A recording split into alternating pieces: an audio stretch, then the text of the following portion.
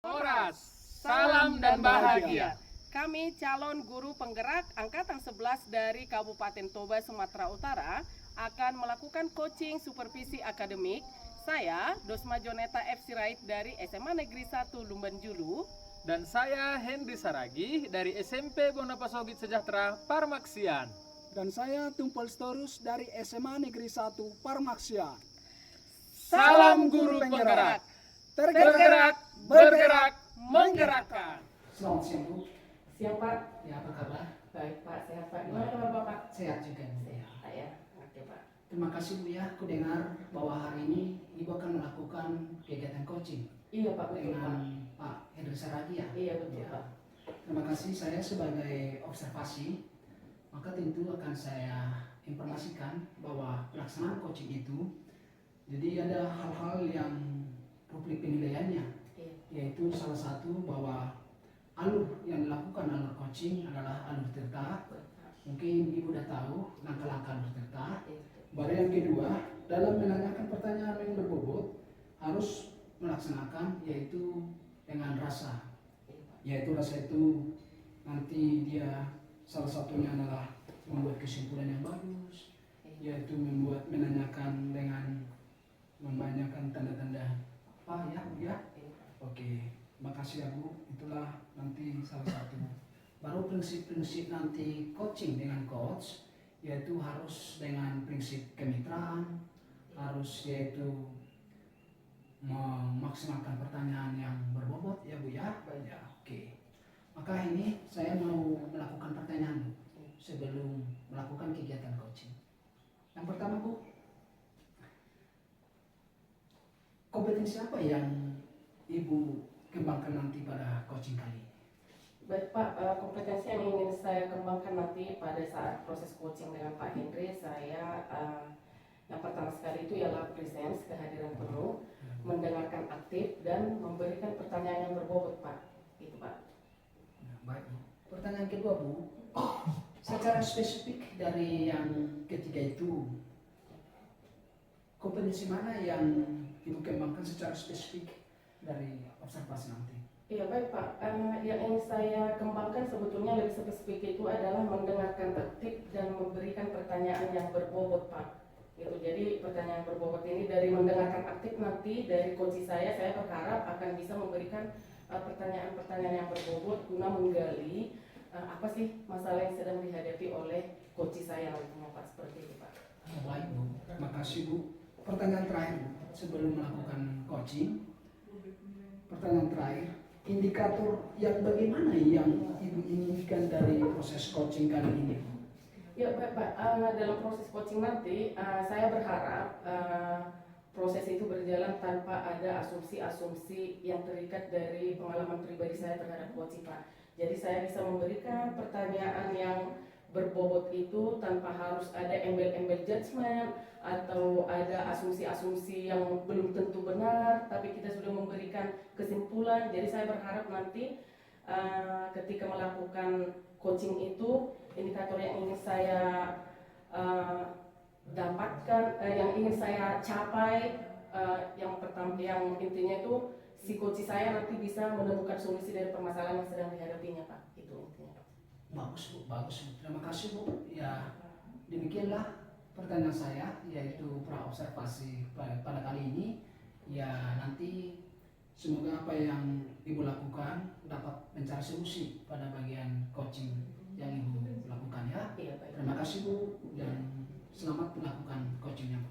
Baik, terima kasih Pak. Oke, silakan. Mari. Enggak pernah. Selamat siang Bu Rosma. Selamat siang Pak. Apa kabar? Baik Pak. Baik. Ku dengar ceritanya ada apa permasalahan Ibu? Iya Pak.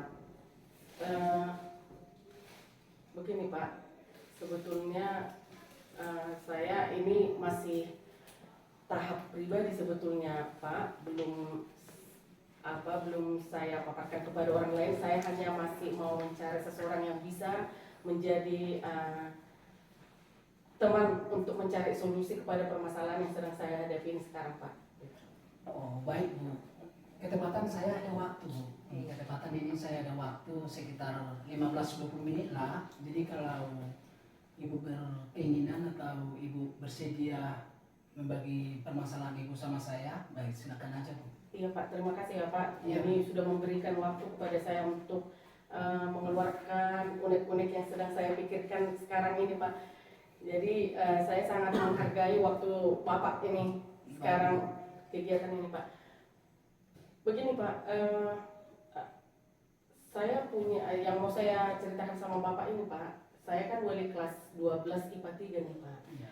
Ada salah seorang siswa saya yang belakangan ini 1 bulan terakhir di awal semester kemarin dia masih terlihat biasa saja, karena juga pas ketika dia di kelas 11 saya lihat dia adalah seseorang anak yang menonjol sebetulnya, Iya. punya prestasi, dan karena itu juga dari kelas 11 kemarin dia masih ketua kelas loh Pak. Dan di kelas 12 ini saya sebagai wali kelasnya, saya juga mengangkat dia sebagai ketua kelas karena saya lihat dia adalah seseorang yang punya tanggung jawab, punya disiplin, dan saya rasa saya bisa mengendalikan dia di kelas gitu Pak. Tapi kan belakangan ini 1 bulan terakhir ini anak ini selalu kelihatan murung Pak.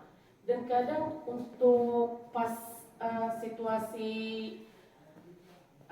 reses seperti itu Pak, yang biasanya dia mau berbaur dengan temannya, makan ke kantin atau sekedar main di lapangan, ini anaknya kok diam aja terus di kelas gitu. Jadi saya melihat pasti dalam anak ini ada sesuatu yang terjadi gitu kan Pak. Nah tapi saya belum berani nih menanyakan langsung, tapi sebagian guru-guru yang lain saya belum ada nih berbicara langsung dengan si anak Pak. Tapi guru-guru yang lain yang masuk di kelas juga sudah memberikan keluhan yang sama. Kenapa ya ketua kelasmu itu seperti ini? Dulu si Anu ini seperti ini loh. Dulu ketua kelasmu ini adalah anak yang aktif, adalah anak yang menonjol, adalah anak yang bisa kita andalkan. Tapi belakangan ini, yang 1 bulan belakangan ini, saya melihat anaknya jadi pendiam. Tidak mau bercerita, tidak mau berbaur dengan orang lain. Itu adalah contoh-contoh keluhan yang disampaikan oleh teman-teman guru yang lain yang masuk di kelas itu Pak. Itu Pak. Itu permasalahan yang sedang saya hadapi Pak. Gitu ya Bu. Permasalahan yang Ibu hadapi kalau saya garis bawahi, ada seorang siswa di kelas 12 IPA 3. Ketepatan Ibu wali kelasnya. Iya. Yang selama ini dia aktif, tapi sekarang dia jadi lain, Iya. jadi pendiam. Iya. Ada perubahan 360 derajat lah ya sama siswa Ibu itu. Iya Pak. Iya, Betul. iya Bu ya. Jadi kalau menurut saya itu apa nanti yang Ibu harapkan dari dia, apa sih itu kira-kira apa sih yang ingin Ibu dapatkan dari hal anak itu? Saya mau mencari tahu Pak, apa sih penyebab anak tersebut menjadi berubah seperti yang Bapak bilang tadi, berubah dari yang periang menjadi pendiam, dari yang aktif menjadi pasif. Saya akan mencoba mencari tahu sebetulnya Pak. Itu. Perubahan yang Ibu harapkan itu bahwa si anak itu bisa menjadi periang atau bisa menjadi aktif kembali seperti awalnya, ya itu harapan Ibu. Jadi menurut saya itu langkah-langkah apa yang sudah Ibu lakukan dalam proses si anak itu? Iya, baik Pak. Saya sudah memikirkan sebetulnya Pak, berdasarkan hasil laporan dari rekan-rekan guru yang masuk di kelas tersebut, saya sudah berusaha menganalisa nih Pak, kira-kira hal apa yang harus saya lakukan kepada si anak. Yang pertama itu saya akan mencoba bicara pribadi Pak. Kalau bisa saya akan mencoba melakukan pembicaraan 4 mata dengan menggunakan segitiga restitusi yang sudah biasa kita lakukan. Saya akan mengajak dia ke kantor saya untuk menggali informasi, untuk mengetahui apa penyebab dia berlaku seperti itu. Itu hal pertama, berbicara dengan si anak secara pribadi dulu Pak. Ya face to face seperti itu Pak. Bagus loh. Itu Ibu udah rencana akan melakukan, yaitu memanggil si anak atau siswa tersebut, dan prosesnya itu adakah mungkin beberapa langkah yang mungkin yang ada Ibu rencanakan, ada yang Ibu rencanakan itu itu kan salah satunya Bu. Iya. Dari salah satu yang Ibu rencanakan itu apa ada lagi Bu yang Ibu rencanakan selain dari situ ketika itu nanti tidak berhasil? Iya. Itu seperti apa lagi contohnya? Iya, betul Pak. Jadi saya juga sudah merencanakan sebetulnya Pak, kalau saya belum mampu nanti, belum bisa menggali informasi tentang masalah yang sedang dihadapi si anak, saya akan mencoba menggali informasi dari orang-orang dekatnya Pak. Ya, Ya, terus termasuk dari lingkungan sekitar rumahnya. Saya akan mencoba mencari siswa di sekolah kita yang kira-kira dekat dengan lokasi rumahnya. Saya akan mencoba menggali informasi dari mereka juga.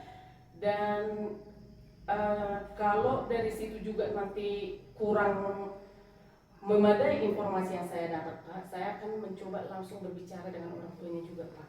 Mungkin dengan sesi parenting nih, parenting dari anak kan, mungkin itu akan bisa memberikan informasi yang lebih lengkap. Tapi sebelum ke sana Pak, saya akan mencoba itu dulu berbicara tadi yang pertama dengan si anak, baru yang kedua mencari tahu informasi dari orang-orang di sekitarnya yang dekat dengan dia dan yang tinggal di lingkungan rumahnya seperti itu Pak. Baru yang ketiga nanti langkah selanjutnya supaya bisa memvalidasi masalah si anak ini sebenarnya, mungkin saya akan mencoba menghubungi orang tuanya dan mengajak orang tuanya untuk melakukan sesi parenting di sekolah Pak, seperti itu.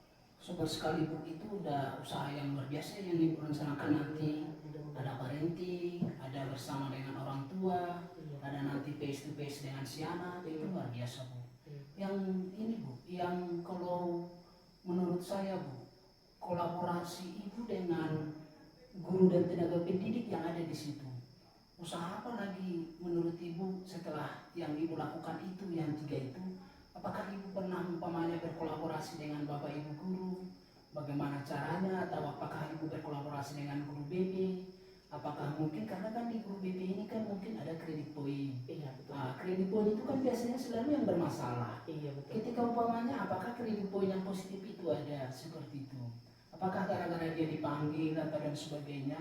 Jadi menurut Ibu kolaborasi yang pernah Ibu rencanakan nanti dengan Bapak Ibu guru seperti apa? Ya, seperti ini Pak. Tadi kan sebetulnya saya juga akan melakukan sesi face to face nih sama siswa tersebut karena berdasarkan laporan dari rekan-rekan guru juga. Itu udah salah satu kolaborasi menurut saya Pak. Tapi di tahap ini kolaborasi kami masih dalam tahap mengidentifikasi masalah. Gitu Pak. Jadi nanti setelah saya mengetahui apa sih sebenarnya yang terjadi atau apa sih masalah dari si anak ini nanti Pak, baru saya akan koordinasi lagi nih dengan beberapa guru yang masuk di kelas dan guru BP-nya juga. Karena memang pada dasarnya si anak tidak melakukan kesalahan Pak.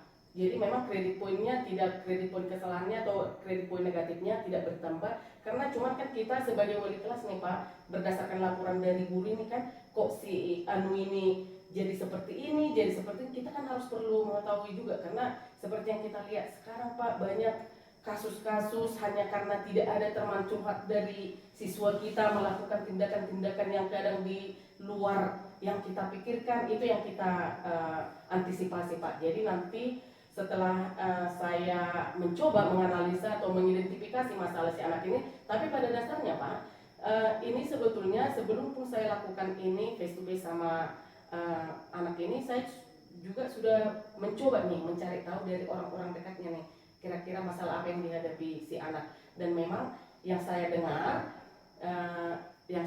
sedikit nih, rupanya karena ada masalah dari salah satu orang tuanya atau ayahnya yang melakukan hubungan terlarang lah. Padahal kita bayangkanlah seorang anak yang sudah menuju dewasa, mengetahui keadaan atau kondisi ayahnya seperti itu, rentan kan Pak, karena anak SMA ini kan jiwanya masih labil Pak. Jadi ini yang saya takutkan, karena berdasarkan hasil pengamatan guru-guru, rekan-rekan guru tadi yang menyatakan bahwa si anak ini sudah berubah. Jadi saya mencoba menggali dari orang-orang terdekatnya dulu Pak sebelum saya melakukan. Jadi nanti untuk memvalidasi ini saya akan melakukan tindakan pertama berbicara dengan si anak ini Pak. Jadi kalau masalah kolaborasi dengan guru di awal ini, kolaborasi yang kami lakukan itu masih di tahap mengidentifikasi masalah yang sedang dihadapi anak ini Pak. Gitu, Terima kasih Bu. Ya luar biasa Bu, udah usaha-usaha yang Ibu lakukan udah luar biasa sekali Bu. Ini yang berikutnya, kalaulah waktu siswa itu aktif, mungkin kalau di level akhlaknya, dinilai akhlaknya itu bisa nilai umpamanya nilai 10 lah ya, nilai 9 karena dia gitu kelas. Iya Pak, Karena betul. dia. Kalau sekarang ini menurutmu udah di level nilai berapa dia? Aduh Pak, kalau saya bilang sekarang ini dilihat dari awalnya yang dari kelas 10, kelas 11 gitu aktifnya dia di olahraga juga bisa diandalkan, di kelas juga sangat bertanggung jawab. Ya boleh saya bilang seperti yang Bapak bilang tadi, mungkin poinnya yang kemarin itu berada di level 9, 10 gitu kan Pak. Kalau sekarang saya lihat di kondisinya yang sekarang ini Pak, 1 bulan terakhir saya juga nggak bisa apa, paling di level 6 lah Pak, gitu Pak. Oh, gitu ya. Itulah jauhnya Pak. Jadi rencana tindak lanjut ibu ke depan yang ibu harapkan dari si anak itu masih bisakah ke level berapa? Mudah-mudahan Pak, mudah-mudahan dengan kita nanti mengidentifikasi permasalahannya, kita akan mencoba memberikan solusi-solusi dan penguatan kepada si anak, memberikan gambaran-gambaran. Saya berharap Pak sebagai wali kelasnya si anak ini akan bisa kembali aktif, bisa kembali di posisi seperti di awal itu Pak. Saya sangat senang kalau hal itu bisa saya capai dengan cara berbicara dengan dia nanti Pak. Itu saya harapkan. Semoga ya Bu, memang itulah harapan seorang guru, bagaimana dia berusaha membuat anak didiknya berhasil, bagaimana dia mengetahui peserta didik itu langkah dan tingkah lakunya. Ini Bu, kalau dalam waktu dekat ini, langkah apa yang ibu lakukan dan kapan yang ibu lakukan rencana? Iya, baik Pak. Kebetulan besok saya ada masuk di ruangan kelasnya nih. Iya, Bu. Iya, dan biasanya sebagai wali kelas kita akan memberikan setidaknya waktu sekitar 10-15 menit untuk mengkoordinasi keadaan di kelas nih Pak. Dan untuk itu saya akan mencoba mengajak si anak nanti di sesi itu, mungkin teman-temannya akan saya berikan tugas yang lain. Saya akan mencoba mengajak si anak ini dulu berbicara, mungkin entah di luar kelasnya atau di depan kelasnya sambil teman yang memberikan tugas yang lain. Saya akan mencoba berbicara face to face dengan si anak besok Pak. Saya rencanakan itu supaya secepatnya saya lakukan karena saya juga khawatir Pak melihat ini kondisinya sekarang gitu Pak. Bagus itu Bu, memang itu udah luar biasa, apalagi dia udah kelas 12. Iya Pak. Maka besok akan ibu rencanakan akan memanggil dia dengan tersendiri, karena kita kan juga harus menjaga privasi dari Iya, anak betul. peserta didik. Iya. Baru dia nanti bisa melakukan menceritakan apa-apa unek-unek dia, kenapa bisa seperti itu ya Bu ya, luar biasa Bu. Tapi kan kita ini strategi yang satu ini nggak berhasil menurut kita ya kan. Udah kita lakukan strategi satu nggak berhasil, yaitu melakukan face to face dengan si anak. Iya, betul. Tapi harapan kita kan dia berhasil. Tapi tiba-tiba masih yaitu harapan yang dulunya dia nilai 9, nilai 10 kalau dari segi level kebaikan, tapi sekarang nilai anak.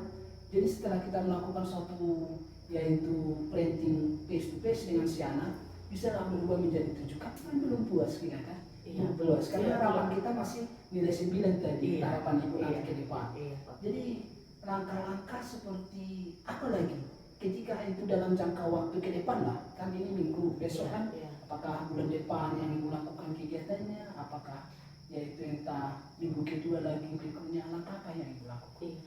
Itu Pak, seperti rencana saya tadi Pak, kalau memang dari si anak saya juga belum bisa memvalidasi masalah yang sedang dihadapinya, dalam waktu dekat juga saya akan mencoba parenting dengan orang tuanya, dan saya akan mencoba menghubungi dan memberikan undangan supaya orang tua si anak tersebut harus datang ke sekolah, karena saya merasa ini harus secepatnya dilakukan juga Pak.